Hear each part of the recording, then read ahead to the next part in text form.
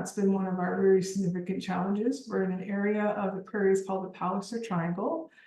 And this area is known for being hotter and drier than the rest of the prairies. But however, in the last 8 years, we have been in a state of extreme to severe drought every single year.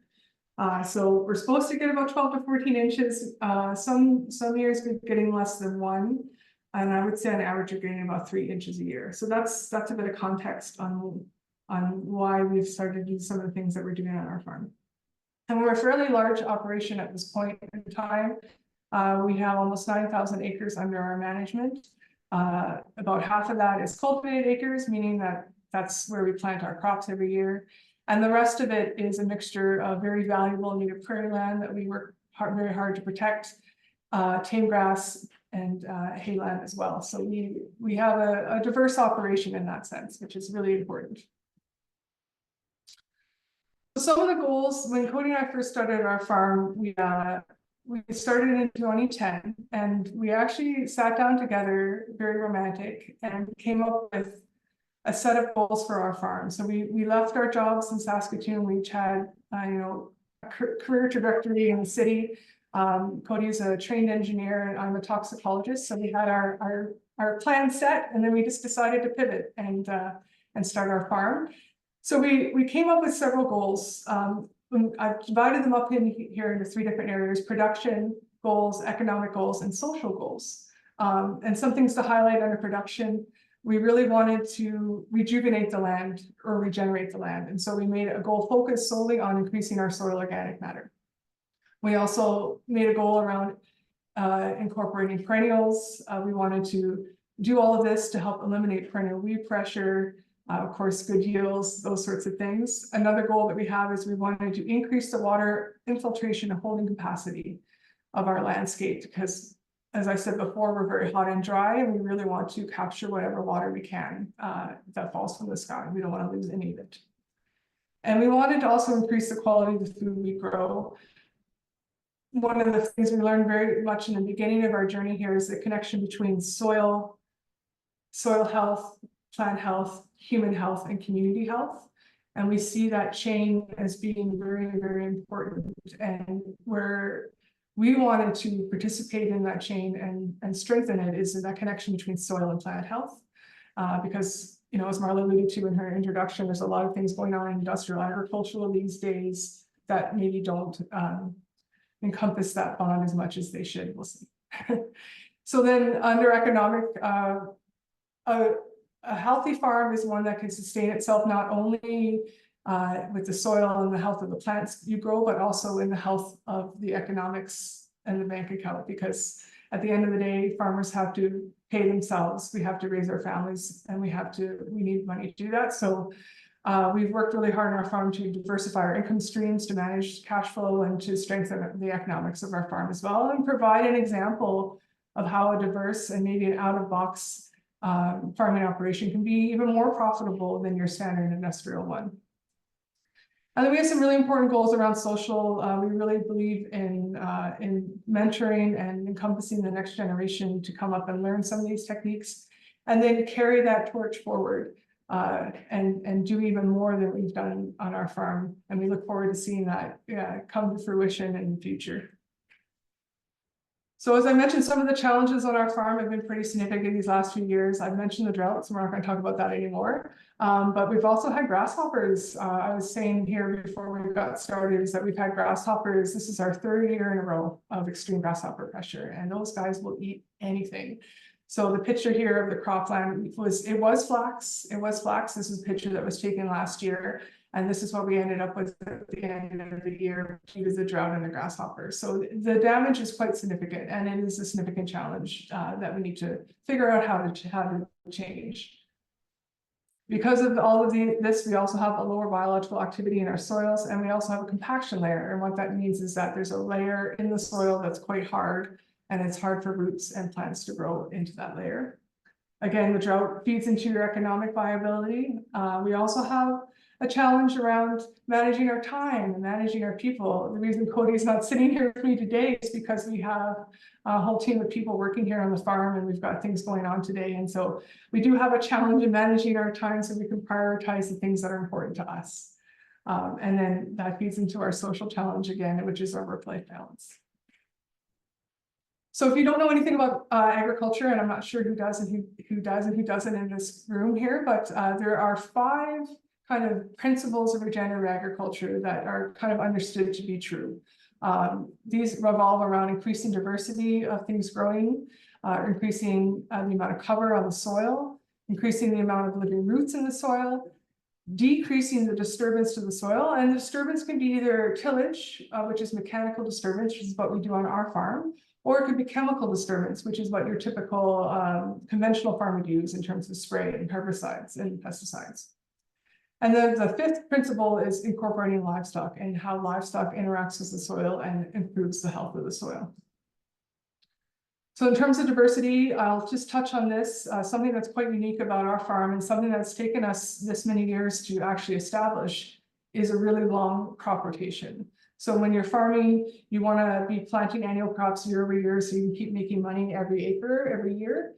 So what we've done on our farm instead is we've actually incorporated 3 years of perennials as part of a 10-year diverse crop rotation. And what that does is it gives us 3 years of lots of soil building capacity, because perennials live all year long. They're constantly feeding the soil through their root exudates, they're photosynthesizing. So they're really doing a really good job at building up your soil organic matter much more quickly than you can do with annual cover crops, even a very diverse annual cover crop blend. And so we've incorporated perennials, shouldered it with your typical cash crops, which is our money-making years, and then have it in the middle of that as well as another opportunity for soil building with our an annual cover crop mix. So this is one way that prairie agriculture can build soil faster, is by incorporating perennials. Another way is just to increase the amount of things that you grow, right? So on our farm, I can't even name the amount of the different types of crops that we grow right now. I think we have about 12 planted at this point in time just for cash crops. So we do quite a lot of diversity in that sense.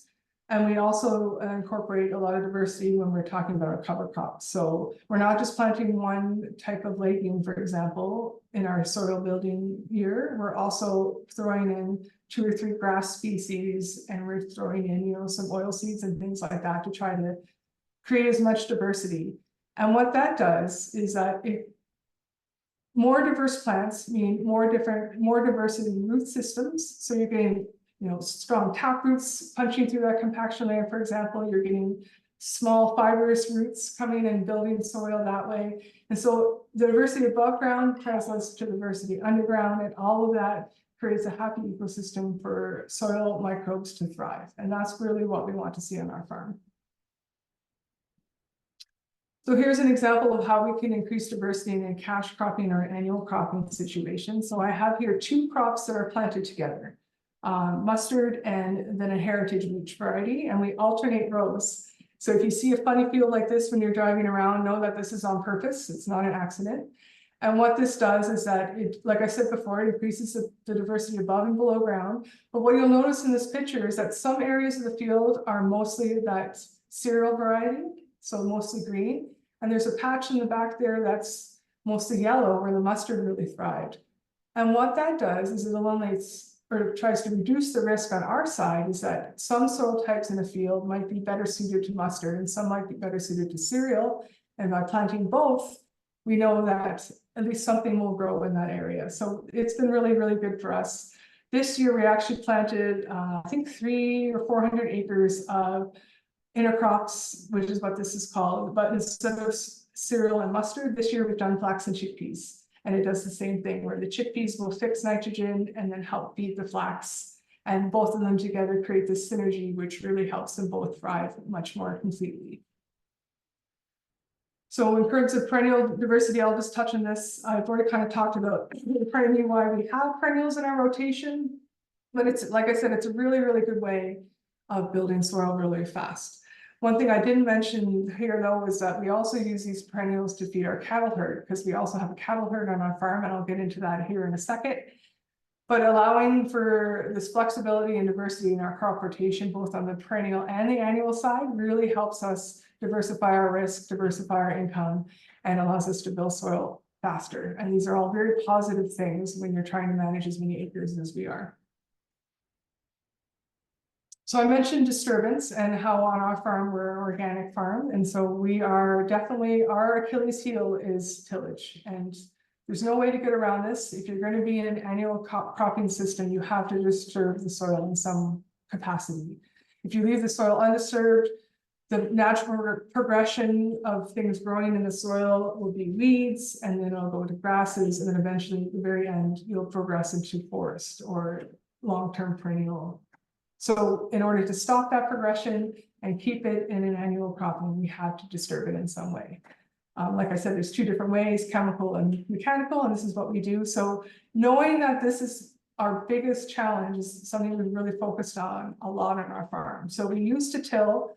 The bottom picture there shows a disc tilling, and you can see all the dust from the back of the disc, because this is all really good soil that's being blown away.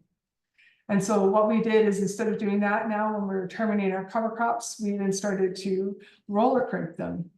And this is a roller crimper. It's a really cool tool that you can use over a large scale. And what it does is that you can see the blades in the back of the roller crimper, and you run it over your cover crops, and it just crimps the stems and kills the plant, but leaves the plant rooted in the soil. So you're keeping the soil covered, you're keeping the soil protected from wind and rain, erosion, and from heat, and you're keeping that root anchored in the soil from the microbes as well. So this is how we progressed. And the before and after shows how much coverage is still left in the soil. So a few days later, the cover crop is dead, but it's still there. It's still doing a really good job of protecting the soil.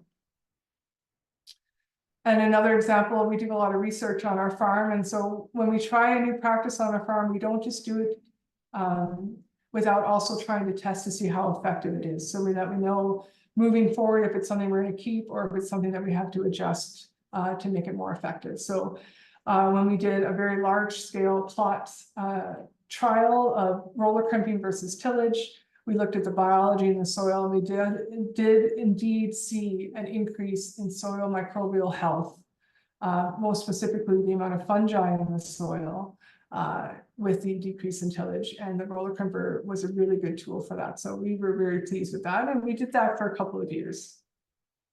Again, what I'll show here is that in terms of the coverage of the soil, the reason why you want to keep it covered is because what will happen is the sun, especially during the summer, gets really hot, it gets really dry.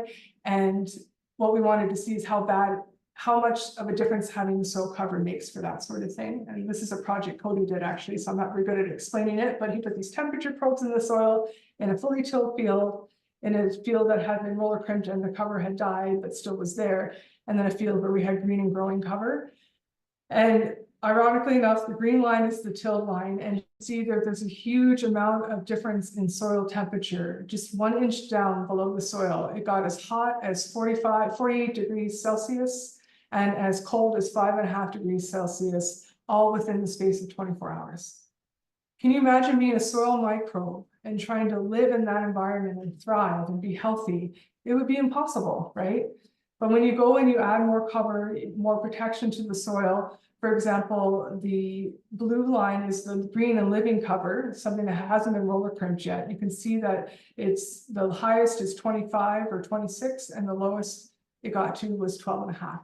And so that's a much more happier place for soil microbes to live. And so that's another example of a way that we can be implementing some of these new practices and technologies on scale on the farm, and the results that we can have from that.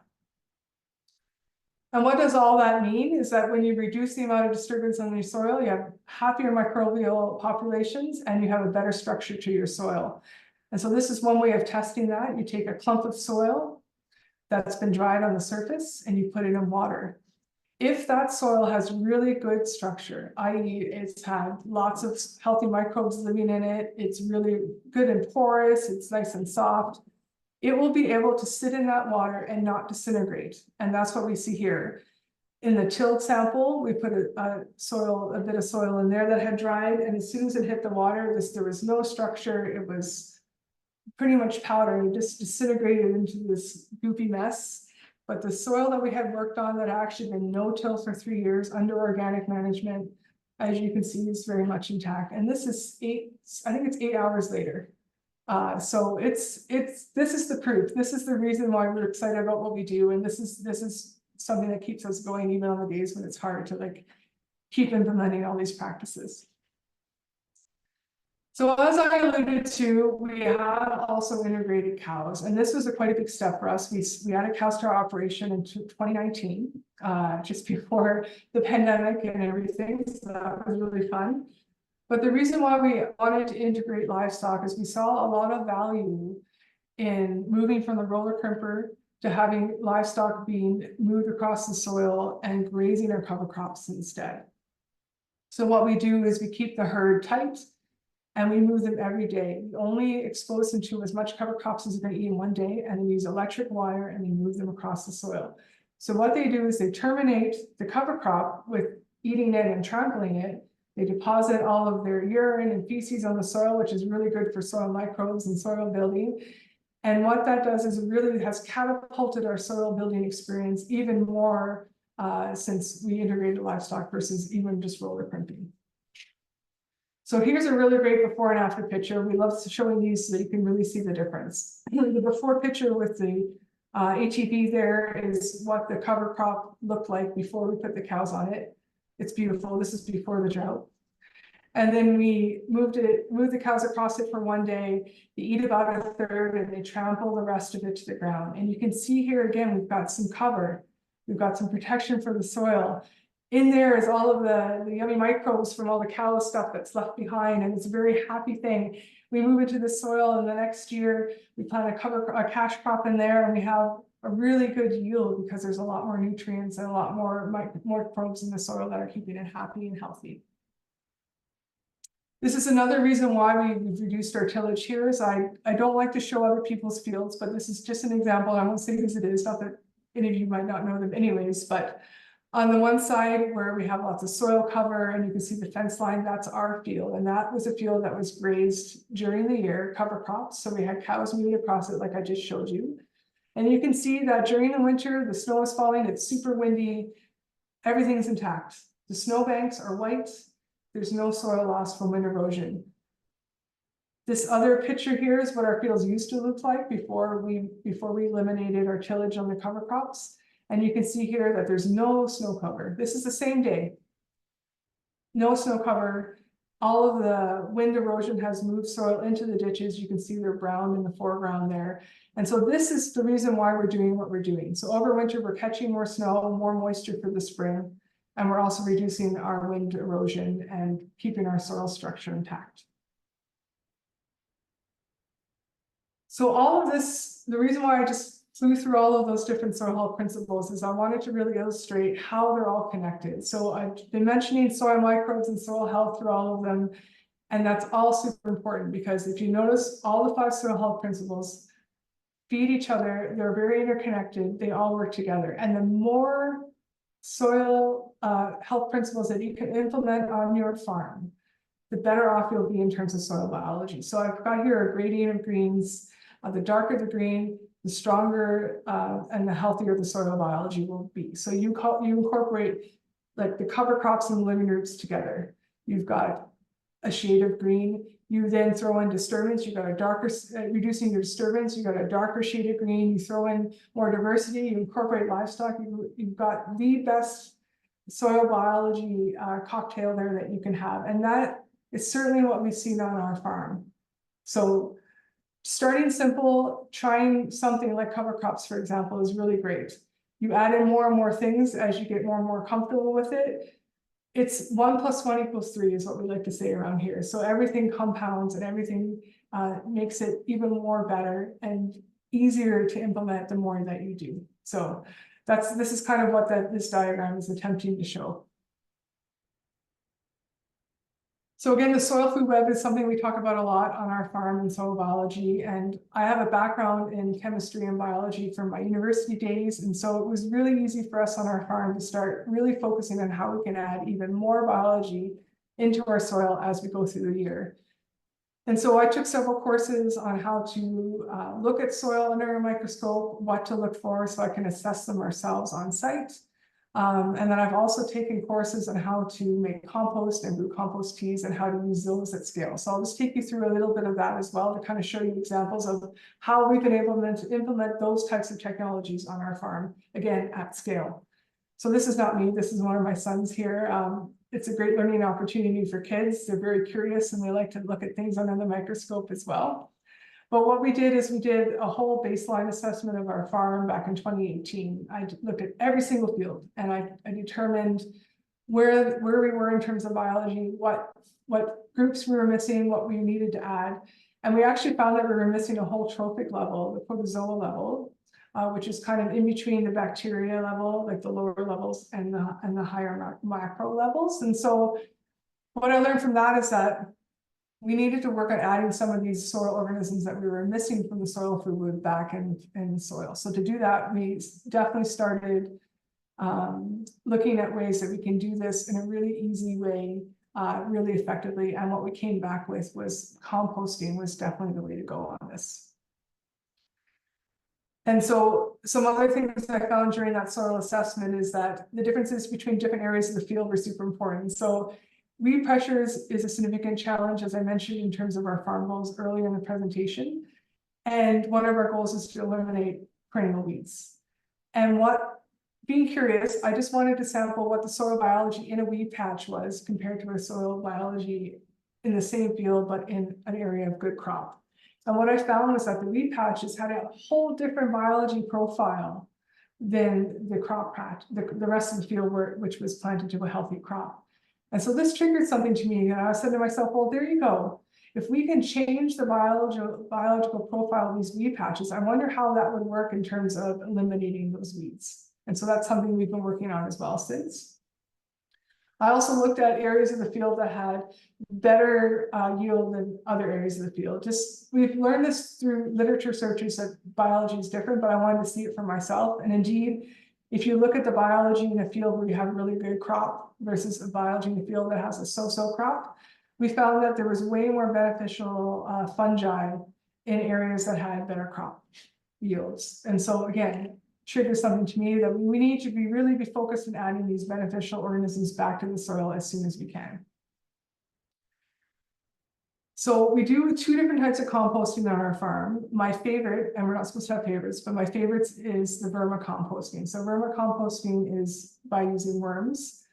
We have a big bin, there's a picture of it there in the back, which is a flow through bin. So we can continuously harvest the worm compost from the bottom of the bin, adding all of our starting materials to the top of the bin, so we never have to disturb the worms. They're quite happy in there. I have it downstairs from where I'm sitting now in the shop, and so we have it year-round, warm, and it's working all the time.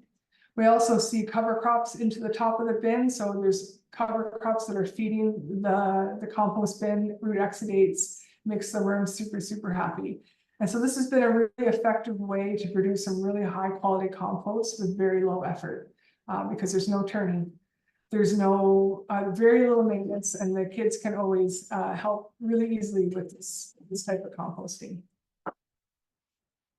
So using this, we actually make a lot of compost tea in our farms, and we've taken again courses on how to do this. So I won't get into the particulars of the technical stuff on this, but just know that we make a lot of compost tea on our farm, and we make it really fast and really well. We've coated all of our seeds with it. And so every time we're planting the seed on the farm, it's coated with some good biology so that it's another opportunity to add biology back into the soil. And we do this, across thousands of acres. It's something that's very possible to do, and it's very effective. And this is how we do it. It's not very fancy. We just add a bunch of compost as we're augering in the seed into the seeder. We coat it with compost tea. You can see it doesn't look any different, but when you look at it under a microscope, it is quite a bit different. We did some trials on our farm where we compared seeds that have been coated versus seeds that had not been coated. And a picture says everything because you can really tell we had better germination on that bottom picture that had been coated with tea. Faster germination, more vigor in the seedlings, and we can see it out in the field as well. The crops where we have coated our seeds are some of the first to come up, and they're doing super duper well. And Cody has joined us. I also am late. And then the second type of compost that we do, and this is something we're really focused on, especially this year, trying to really ramp up our production of thermal compost. And we have practiced a bit more in somebody else's compost turner, but we're looking at getting our own right now. And we have these huge windrows, these huge lines of starting material, which is manure and straw packed from a neighboring farm. And we can produce a lot of really good thermal compost very quickly. Again, this is a course that I've taken, so it's not something I can just explain in 30 seconds, but it's something that's very doable. And what we've done with this compost is we can also brew tea with it, or we can also spread it across the landscape. And either way, it adds biology right back into the soil really quickly. So to summarize some of the progress on our goals, you came right at the end. Yeah, I showed up when all the heavy lifting is done. This is my MO, I guess. So some of the progress we made on our goals. So like I said, we've been farming for 13, 14 growing seasons. Just seems like yesterday. Oh yeah. And we're very focused on data collection. So I can confidently say the things that I'm about to say to you because I've measured them myself. In terms of our production goals, I have measured that we've increased our soil organic matter by 1% over the last decade, which is a huge thing. It might not sound like a lot, but when you're starting with like 1.5%, 2% organic matter, and you're almost doubling that in a decade, that is pretty awesome. That's pretty cool. So we have, before we retire, we want to leave our children, whoever decides to take over the management of this land, with at least 5 to 8% organic matter. So we're well on our way. We'll get there. And because we have increased our soil organic matter so much, we've also increased our water infiltration rates. So this means that our soil is absorbing water faster, it's holding it longer, it's not running off, and so we're able to capture more water to grow our crops with. And we're seeing that out in the fields. We're not getting huge washouts in the middle of the field anymore. We're seeing our plants are able to, we're able to grow a crop on 3 inches of rain, which is very difficult to do. So we're using water for transpiration. We're not losing it to evaporation. Is also part of the goals by keeping the soil covered and growing plants. There you go. So as I said, we did a whole soil biology assessment across our farm as well. And so what I've seen is that I've seen the structure of the soil food web that we have here on the farm is much healthier than it was when we started. That's measured using this measure called the fungal bacteria to fungal ratio. Just know that the higher the number, the better the soil. So we went from 0.3 to 0.7. The goal is 1. So we're really well on our way, and that makes me very excited. In terms of economic goals, because we now have. Did you want that report to bricks colors? You're curved? Not right now. Oh, okay. So in terms of economic goals, we also have seen our calves every year become healthier. We did a measurement of their calf gains, their weight gains on cover when they're grazing the cover crops versus not. And we saw that calves that were rotationally grazed across our annual cover crops gained 20% more. Why wouldn't you do that, right? It works out really, really well for the soil because the cows are on the land, but it also works out for our pocketbooks because our cows are a lot happier and healthier. And because of this, we've also been able to diversify our markets and supply chains. And so our economic viability of our farm is a lot stronger than it was when we first started doing this. Absolutely. And then for social, as you can see, Cody's joined us now, so we're getting better at managing our time and our work-life balance. But we're proud to say that we mentor every year. We mentor farmers, young farmers on our farm. This year, we actually have a young couple from France that's working with us, who's interested in implementing and growing their own organic grains when they go back to France. So we're very excited to have them on board, and they're learning everything they can from us right now, and we're very excited to have them. So we're making good progress on those social goals as well. And that's kind of the summary I put together, that Cody and I put together about the farm. And I realized I blasted through that really fast, but I'm very open to questions. Cody's here, he's also open to questions. So Absolutely. I look forward to a really great discussion, and I'm really honored to be here. Thank you. Thank you, Allison. Hi, Cody. It's good to see you. Hello. Good to see you too, brother. Yeah. Thank you so much for your presentation, Allison. It's kind of a bit of a mutual admiration society, I have to say. I always appreciate, what you bring when you do a presentation. It's very, even as a non-farmer, even though I've hung out with farmers for, gosh, a very long time. I always say I'm not one and I don't play one on TV. But I have had the opportunity to learn from some of the best, and I really appreciate that, because it does help with my feeling of connection to like rural Saskatchewan or to farms, even though I'm living in Regina. So I really appreciate that a lot. So thank you. And yeah, we will open it up for questions, and I'm hoping there are lots. I just wanted to say one thing before I do that. I mean, what I really liked at the beginning of your presentation was, the soil plant human health connection, but then adding community to that as well. And I think that that's really, really important. And I think a lot of folks on the call will know that not only are, you involved on your farm and mentoring and supporting the young agrarians, all those kinds of things that you've done. But you're also very active in your local community, your rural community, around Wood Mountain, and the provincial and national organic organizations and non-organic organizations like Sask Soil and things like that. So, your commitment to community is I just wanted to, recognize and honor that as well. So thank you for all the work you do to make farming a little better. So now over to everyone on the call. Do you have questions, comments? Did it spark any ideas or thoughts, or was it so complete? Oh, Branimir has his hand up. Great. Thanks, Branimir. Hello, good afternoon. Thank you. Thank you for the presentation, and hello, Cody.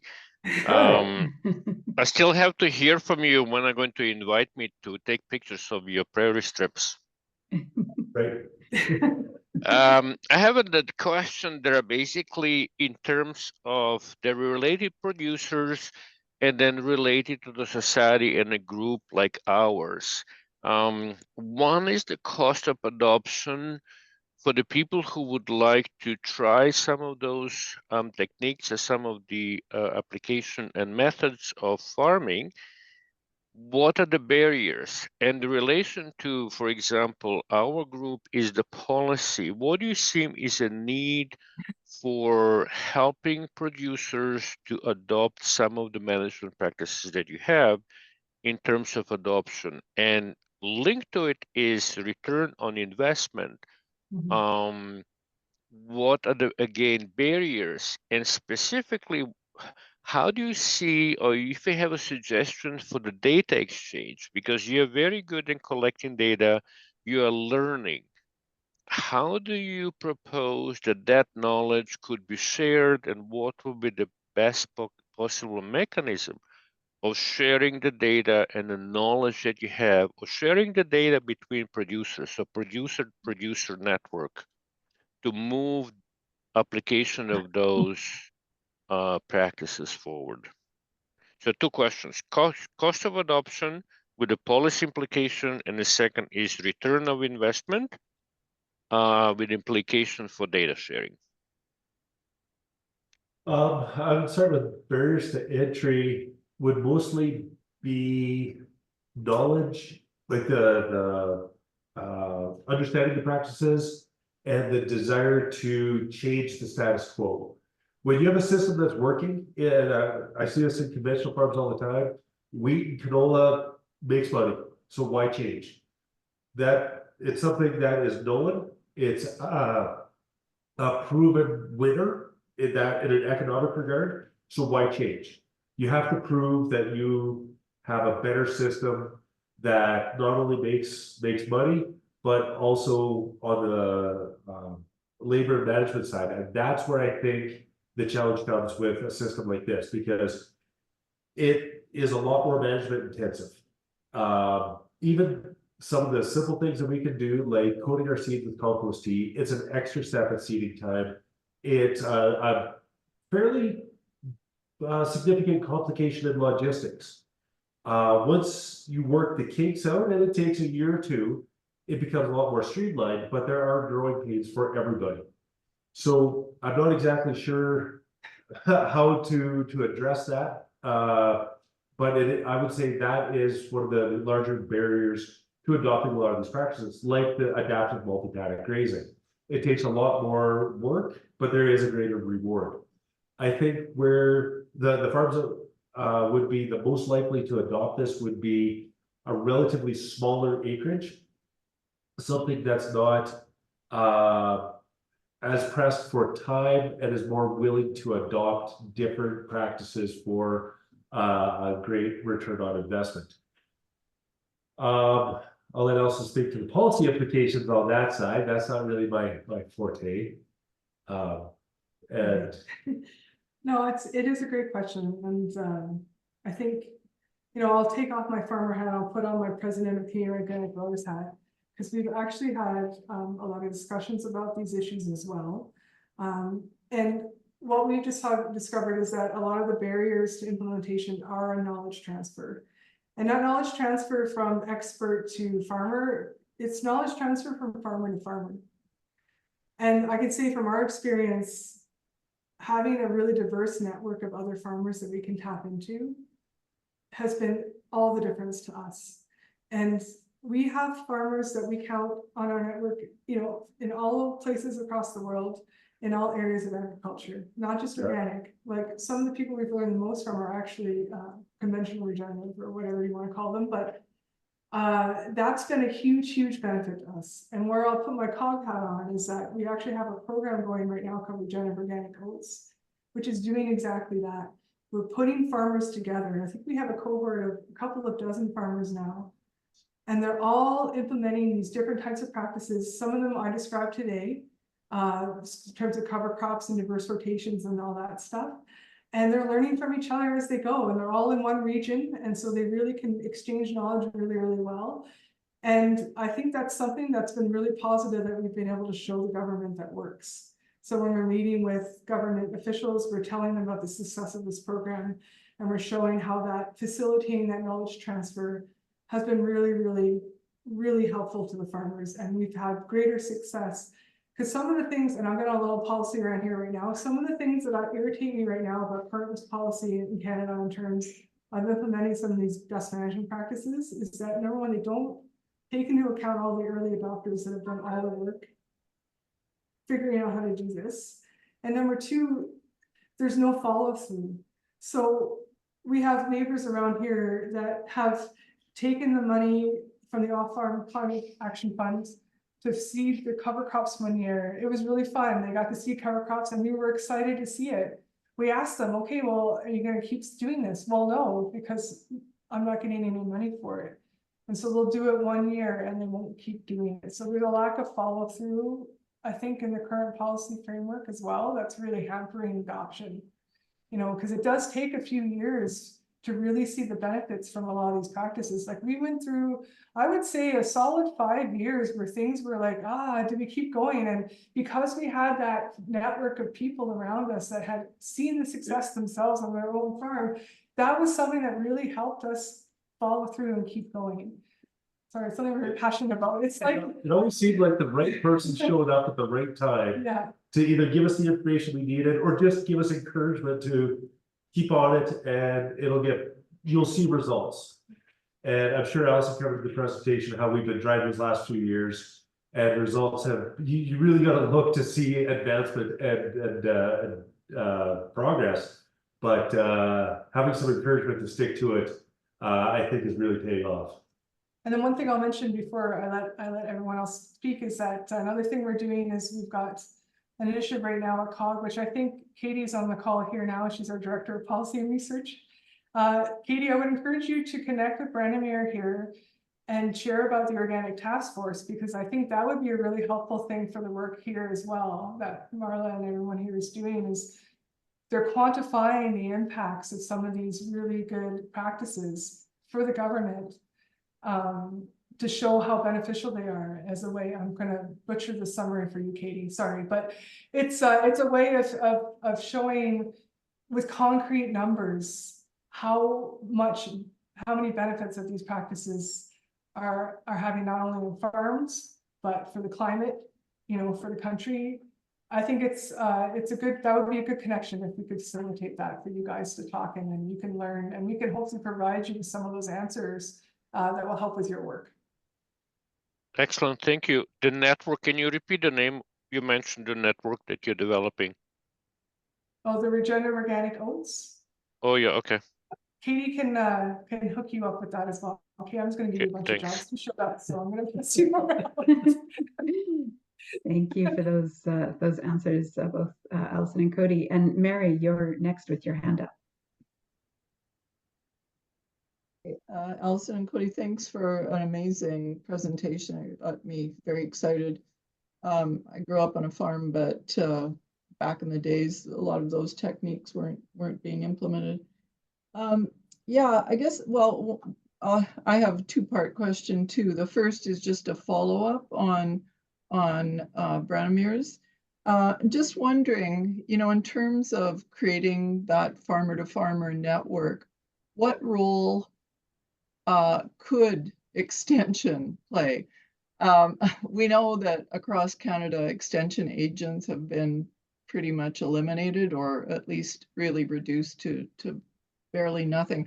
I'm just wondering if you think that a government-funded extension service could play a role in facilitating the spread of this kind of knowledge. And then I'll ask the second part too. So, you know, the elephant in the room is climate change. And I'm just wondering if, I know that like you're constantly experimenting and trying new things, but I'm wondering if, are you able to keep up the pace of climate change? Right. That's it for me. No, that's great. Is there a role for government extension? Is that to summarize in this facilitating knowledge transfer? Yeah, I do think that there's a role for that. I can still consider myself a new farmer. The thing that I noticed, and then I'll let you speak, Cody. The thing that I noticed is that a lot of the knowledge extension that's currently existing for the majority of the farmers, conventional farmers especially, is through their input supplier. Yeah. That's where they're getting their agronomic advice, and that's like mind-blowing to me. So there's no room for change in that system, right? So I think there has to be some, and whether it's a group, a nonprofit group that can provide that extension, I do think the government should bear some of that burden. My only caution would be, is how do we make sure that they're doing it in a way that's that actually provides the knowledge to implement these types of practices instead of just perpetuating the status quo. So that's kind of a non-answer, but I think with increased training and some of the changes we can make actually could be right at the classroom level for upcoming agrologists. You know, we should be putting into the classroom, you know, courses on regenerative agriculture. So they're learning it right from the get-go, and it's not something that, you know, is so wild or out of the box when they leave school and work for their input company. Like there's an opportunity in those spaces, I think, for some pretty significant change. I think one of the challenges there is that there is no textbook on regenerative farming. And it's almost a dichotomy, and it fits together so beautifully of practices that are cutting edge, being discovered. Someone just tried something random, new, different, and then shares it with others, and then it kind of takes on life of its own. Just to support contrasted with old practices that have fallen out of favor, stuff from the 1930s and 20s that have gone to the wayside with the green revolution. Things like green manures are a very quick, easy example. But that used to be everyday practice. So once synthetic fertilizer became available, that went out of fashion. And you don't need to do that. So, and then a lot of this stuff is just being rediscovered and then modernized and advanced. And we're finding with researchers, because it's usually a 4-year cycle, the farm practices are evolving quicker than what can be proven in a laboratory setting, in a replicated, proven setting. So by the time that's done and the textbook is written, it's already advanced quicker than that. So that's one of the challenges. There are great resource people out there that either they're working for call it a regenerative input company, whether it's cover crop seeds, whether it's regenerative amendments that are extremely knowledgeable in the practices, not just the products, and are very happy and willing to share the breadth of knowledge that they have that isn't related to just their product. It's the system that their product or their service works in. So those people do exist. They are out there, but very few and far between. Maybe we can. And I'm sorry, the second question was climate change. Yeah. I'm gonna say this, I'm very happy we started these practices when we did. That's what I'll say. There is, like I alluded to before, there's 3 to 5 years where it does take a while for your soil to start building again. And I think that is even longer if you're a conventional producer trying to do this. So there's an area of risks there, right? And I think now we're not comfortable yet, but we're getting there. And I think we've been able to show that, you can still have plants thrive under challenging conditions if you focus on building your healthy soil first. It's that lag time between when you start building your soil and when you start seeing those results that I think really introduce the most risk. And it can be really discouraging. But now we're seeing some really great benefits. I was out crop checking last week, and we were measuring the amount of sugar in the plant, so bricks measurements they're called, and it's just with a light refractometer. It's very simple to do, but we've had some of the highest measurements on our farm this year than we've had ever. And so I really feel like once you get the cycle going and you get it moving, you can make a lot of progress quite quickly. But there is that lag in the beginning that makes it really difficult. Thank you so much. Yeah, no worries. Yeah, and I know, Paul, you had your hand up, but there's a question from Brianna in the chat that just follows on from what Allison has just said. So maybe I'll just go there quick. And then said, on a small scale, we have seen a few farmers that are starting to use high bricks molasses as a foliar spray for insect pressure. I've been told that the higher the sugar content in the plant, the less appealing it is to insects.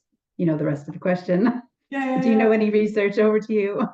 Yeah. No, this is a very true thing. And Cody's fidgeting. Oh yeah, tell your story. It's so true. So the bricks measurements are a measure of sugar. Molasses is very high in sugar, and we have neighbors who have sprayed molasses on their plants and have seen some deterrent on grasshoppers. That is a real thing. Because it only lasts for so long, you have to spray quite often, right? You're better off trying to increase the health of your plants so they naturally produce more sugar. It's really important to do that as well, is what I'll say.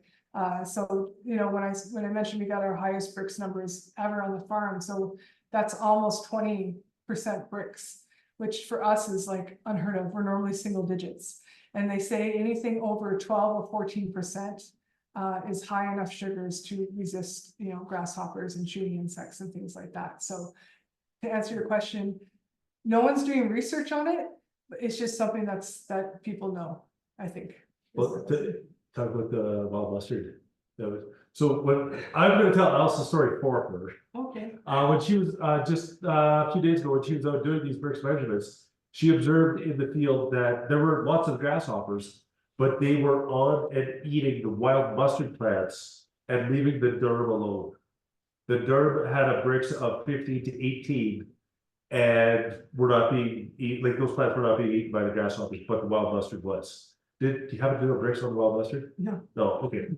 But no, it's just it's a after years of dry conditions and losing entire crops to grasshoppers, to see our crops get a little bit of moisture and being able to provide themselves with enough sugar to deter the grasshoppers is just the best feeling ever. It's awesome. Yeah, organic or farmers are going to be very happy to hear that about the wild mustard, because that's one of those ones that everyone has, right?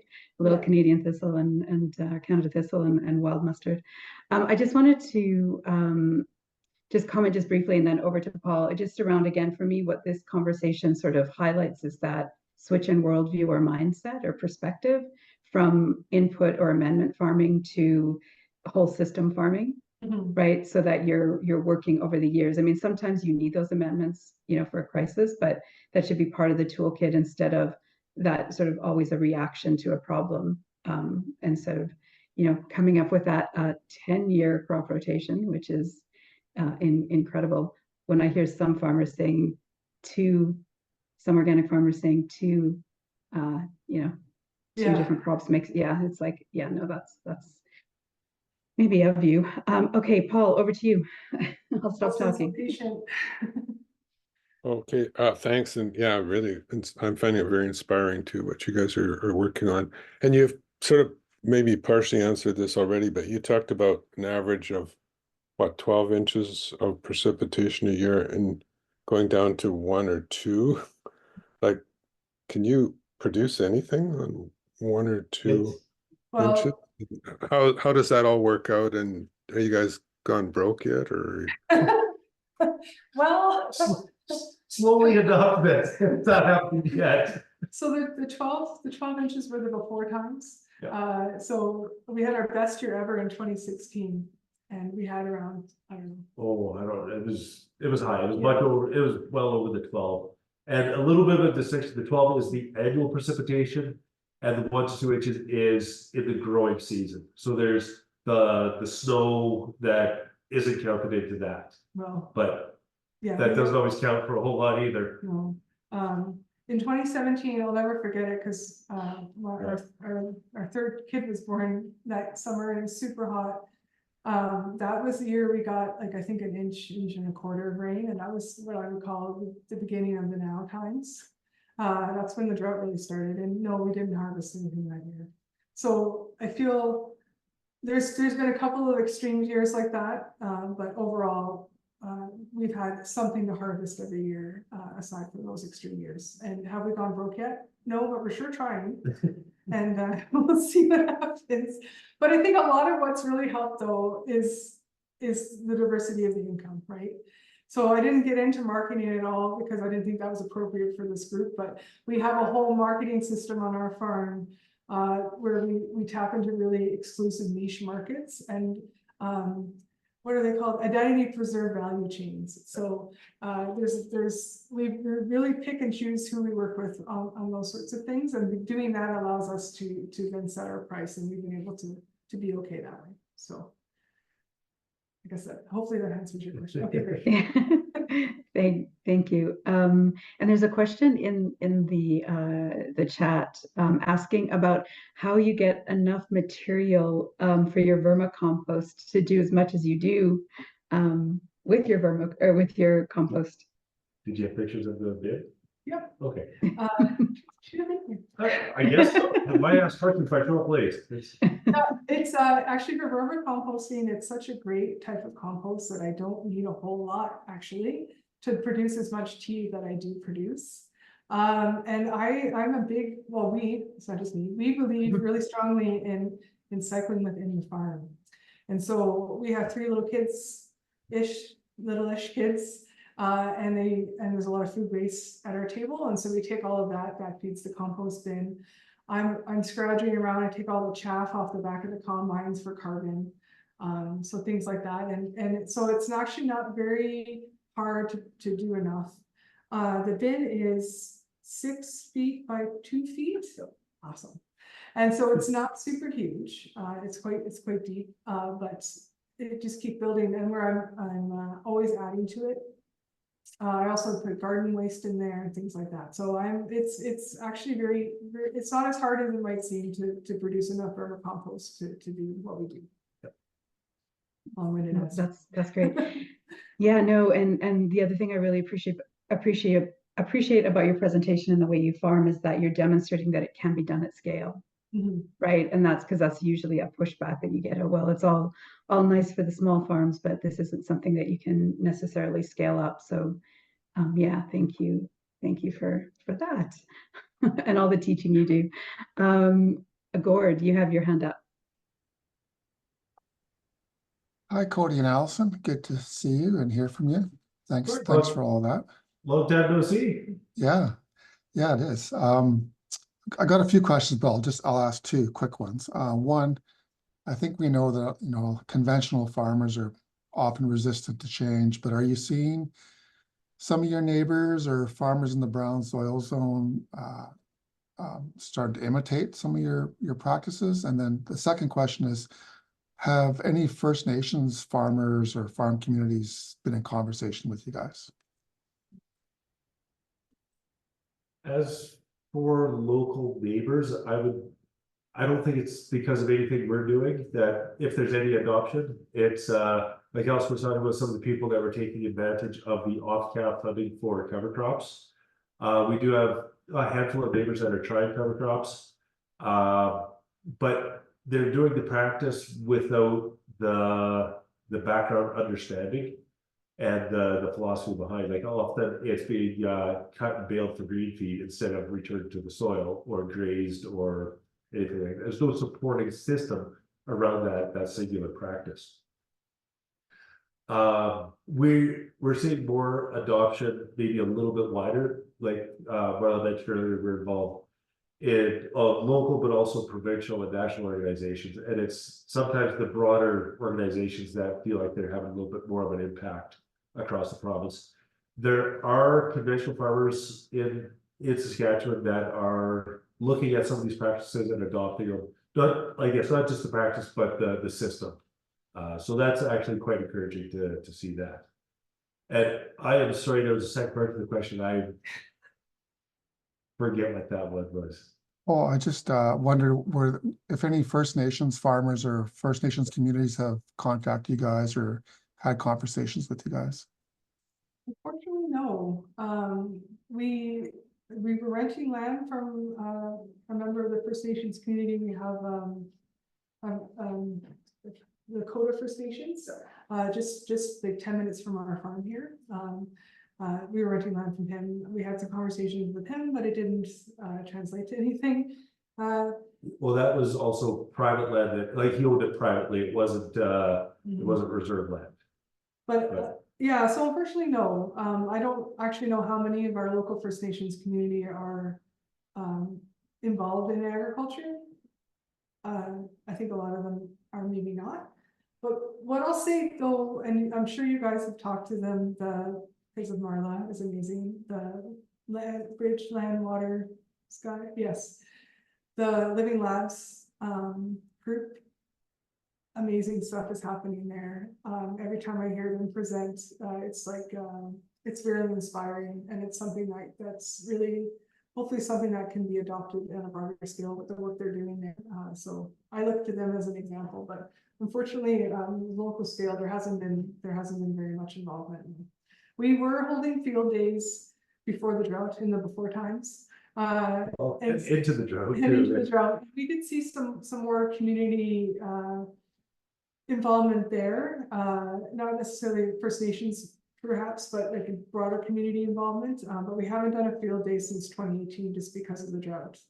It's hard to show some of the pictures I showed you in my earlier part of my presentation and try to inspire people. So we've kind of laid off of that until we can get our system tracking again. But hopefully it's an area that we're interested in working more in for sure. Thank you. Did you have another question, Gord, or were those your two? Yeah, I could. like regenerative agriculture is I think, really important in a way we have to go. And it seems a lot of young, maybe non-farmers could be interested because they have, the knowledge, but with land prices, like there's a real barrier to entry. And I don't expect an answer to that. It's just, if you have any comments on that, back home in the black soil zone, any small farmers that I know that are interested in a quarter of land, they don't even get a chance at it. Like the 30,000 acre farmer buys it before it's even listed. So I don't know if you have any comments on that whole situation. It's very sad. We have a saying between the two of us, we'd rather have our neighbors than our neighbors' land. And we've passed. That's a David Oye quote David Oye, from Montana. I can't take credit for it. But we passed on land purchases for some of those reasons, and I think that's an important consideration. I wonder too, like, why do the 30,000 acre farmers feel like they need to buy that quarter? Like, what's the driving force behind that purchase? Is it just to be bigger? Is it because their margins are so fine they need more acres to make it work?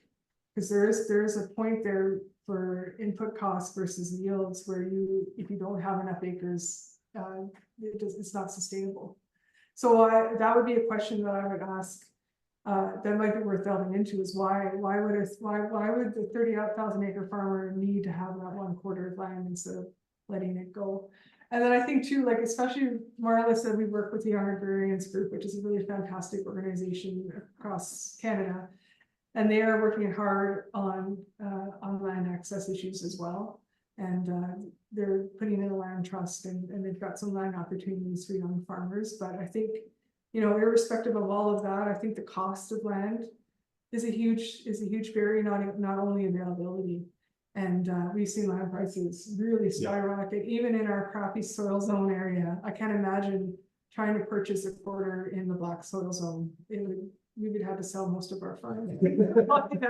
So I think I don't have an answer for you, but it is something that other groups I know are working on, and I'm grateful for that. And when we mentor our young farmers here on the farm, we have a conversation with them about that very issue. And some of them are partnering together to buy land together, which is really great. Some of them are working in a transition plan with elderly farmers that they've found to take over their land that way, not take over, transition. And so there's options around there, but land is seen as an investment, I guess. So it's part of that too. Maybe that's another driving force, right? I just had a thought. I'm going to think out loud here for a second. Going off script. Allison loves when I do this. A couple weeks ago, I had a conversation with a relatively young farmer who was in a quota lottery for broiler chickens, and that was an initiative from the Saskatchewan Chicken Association. Now the thing with quota, though, you can create it and take it away with the stroke of a pen. You cannot do that with land. But maybe there could be a government policy or government involvement, investment, maybe it's crown land, maybe it's land that the government purchases and has a new entrant lottery, so to speak. And this fellow that I was talking to, I believe the numbers were that if they were successful, they were going to get $3.5 million worth of quota for $200,000 or $250,000. It was a fraction of the price. They did have to put some investment in themselves. It wasn't just gifted to them, but it was heavily subsidized. So maybe that's something, somehow, some way, whether it's government, whether it's private, that is an opportunity to get more young people into farming. Thank you. Thank you for that. Branimir, you have your hand up. Just wanted to continue. You mentioned about the field days.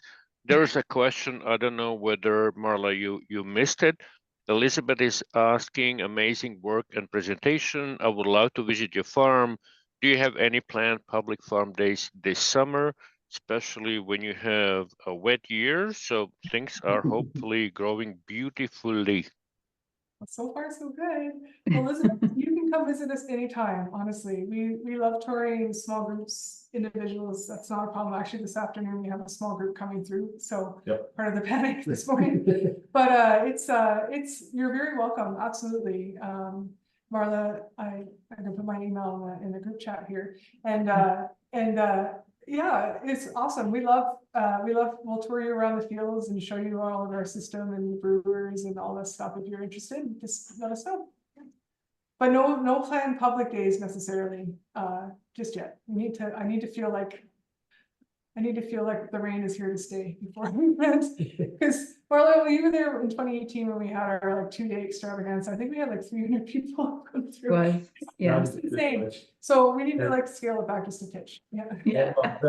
And the way we've been doing field days, we bring a guest speaker in.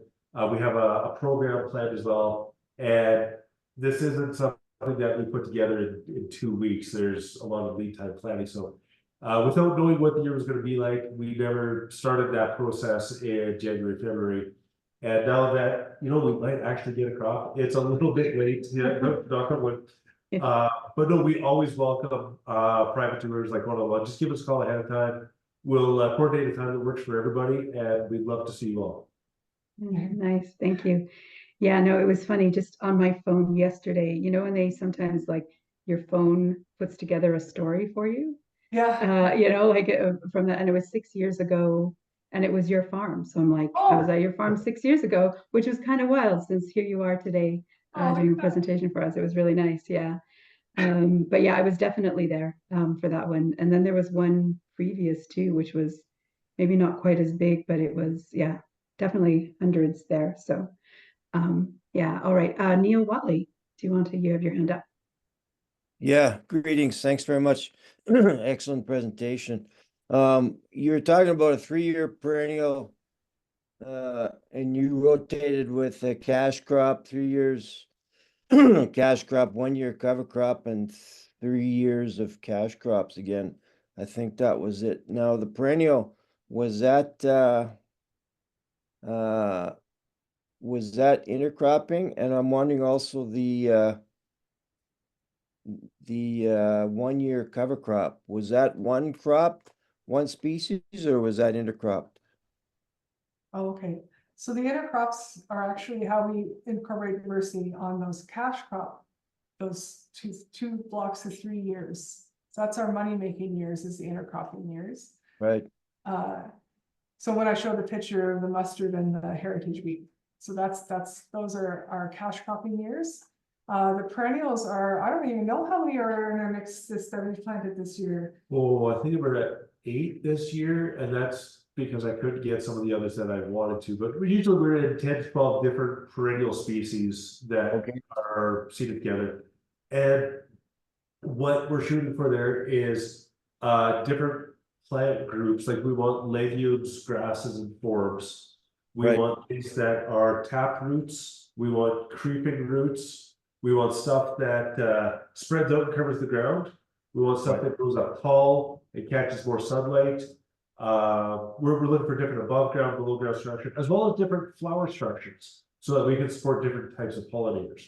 So something a little bit larger of a flower. Well, I'm going to use an annual example, and it's an extreme, like a sunflower, or something closed up tight, more like a clover or an alfalfa for different types of pollinators. The annual the annual crop cover crop, is an annual. We've done the 15 species annual blends. We find that usually 10 of them don't work, and we've been able to dial in. And so typically our core, what we start with is peas and oats, and then we will add in a few other species that support those peas and oats and accomplish an objective for that field in that year. So, for example, we might put in, and also the timing. We're grazing these, so we want something that is palatable to the cattle. If it's a little bit later in the year, we'll put in some warm seed and stuff like sorghum, Sudan grass. Usually we like to put a little sprinkle of Phacelia in. It's a great rooting crop. It's a very fibrous root, and it's great for the pollinators.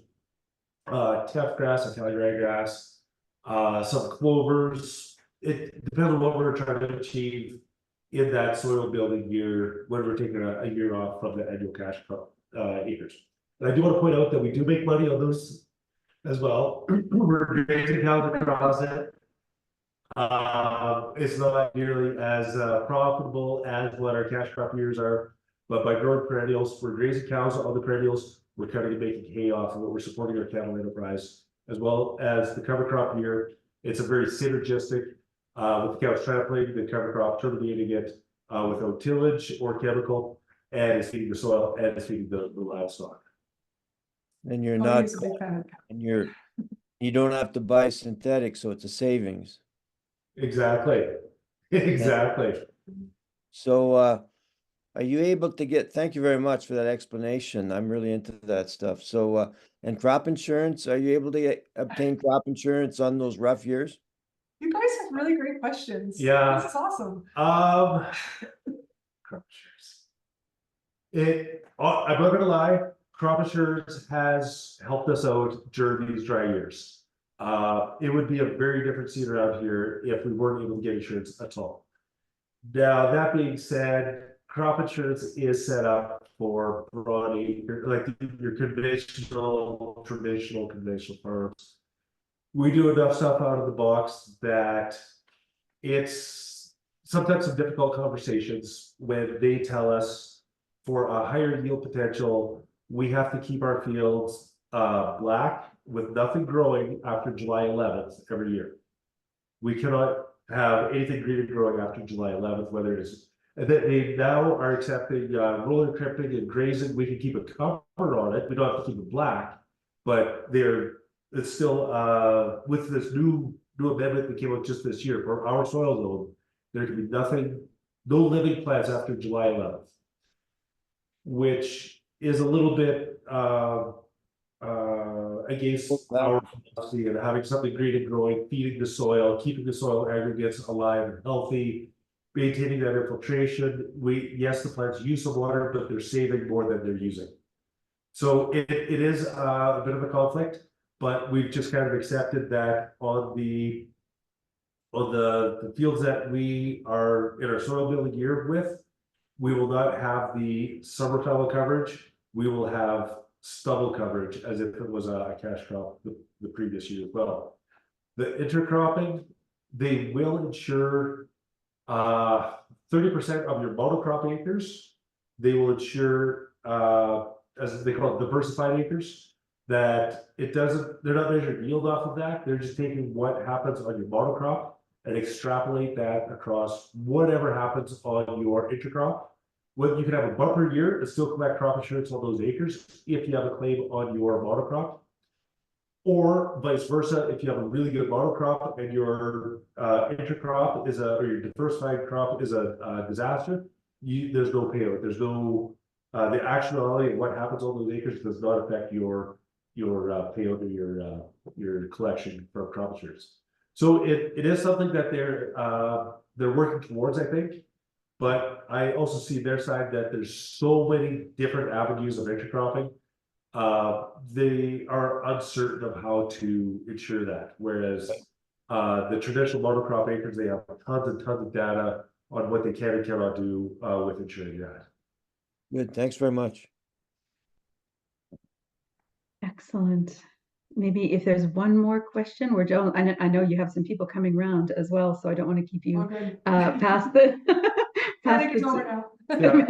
past the 1:30 time frame. But if there was one more question, we take it. Going once, going twice. Put my email in the chat. So yeah, emails in the chat. If you want a copy of the presentation, I can send you that. It doesn't matter. Yeah, no, that would be great. What is one thing you were excited about this year and in 5 years' time? You can thank Katie for that. I think, what are we excited about this year? We're excited to have rain. That's super exciting for us this year. Yeah, and I think in 5 years' time, I'm going to be excited to have our kids more involved in the farm. Right now, our oldest is 10, so but 5 years from now, and seeing them learn all the stuff that we've learned and see them come up with ideas to take it even further, I think that's something I'm excited about. It has been a bit of a challenge that we've also consciously at least introduced them to the idea of conventional farming, so that when they go out into the wide world, it's not just a shock to the system that the most of the world farms differently than we do. So we are instilling the core of what we do, but also balancing that with the knowledge of what else is out there. Excellent. Well, thank you both. And I have to say, one of my favorite Instagram photos of you from this year was the rain gauge. Oh, yeah. That was excellent. So thank you both again for agreeing to be here and answering all of our questions and offering for folks to come and visit you and learn more. So yeah, thank you so much, and I hope to see you both sometime soon. Yeah. So yeah. Thank you for having us. We really enjoyed it. This is a great group. You guys asked really great questions. Thank you. Thanks. All right. you You very have a much, good rest. everybody. Thank you. Bye.